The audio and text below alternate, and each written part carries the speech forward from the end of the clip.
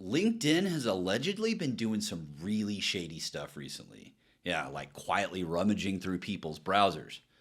Yeah, that's right. According to the BrowserGate investigation, backed up in part by independent testing from Bleeping Computer, LinkedIn has been probing Chrome-based browsers for thousands of installed extensions and collecting device fingerprinting data during user sessions.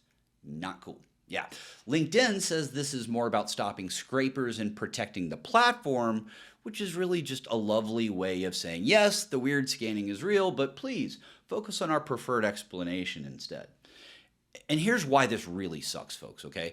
Your browser extensions can reveal a ton about you. Think about it, okay? You might have job hunting tools installed, accessibility tools, religion-related extensions. Yeah, in other words, we're not just talking about technical junk here, but real indicators about your life, your work, and your intentions. And if this sort of data collection is happening without really any sort of clear disclosure, that's not a privacy faux pas, okay? That's a major privacy screw up. And the bigger lesson here is really quite simple, okay? If a giant platform says it's optimizing security while silently building a deeper behavioral map of its users, maybe don't clap just because they used the word safety in the press response, okay? Read between the lines and see what's really happening, okay? Let's move on to our next story. Anthropic just managed to produce one of its more on-point headlines in the recent weeks. First, it accidentally leaked chunks of its Claude Code because of a packaging mistake.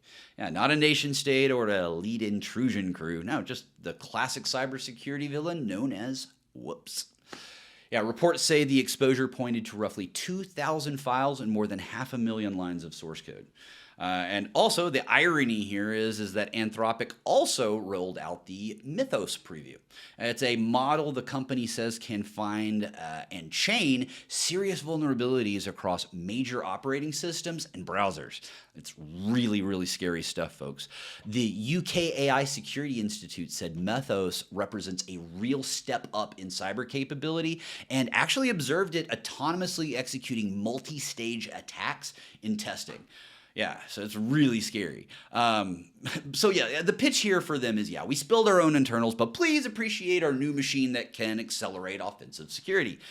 That's not reassuring. That's terrifying.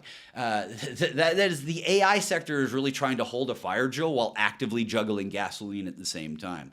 Yeah, the real lesson here is that the capability race, it doesn't pause for maturity, governance, or basic operational humility. Yeah, if the frontier labs are going to build systems that compress exploit research, they should probably demonstrate that they can keep their own house from spilling onto the sidewalk first. All right, let's move on to our last story of the day. Microsoft is warning about a phishing campaign that hit more than 35,000 customers across 26 countries. And the ugly part is how polished the whole thing was. Yeah, attackers sent fake internal compliance messages and code of conduct notices that looked corporate enough to make people panic before they thought.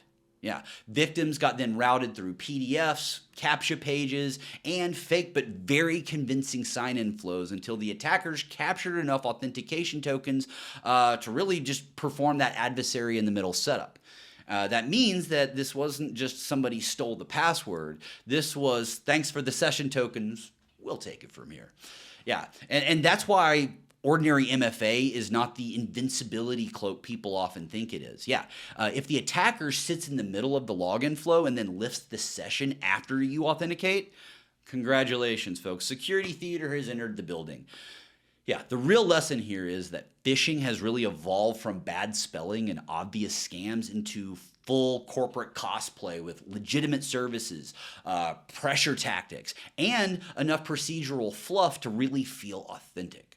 So, if an email claims HR opened a case file on you and wants immediate review, maybe just take a breath before really hitting that gigantic panic button they thoughtfully labeled as a secure access.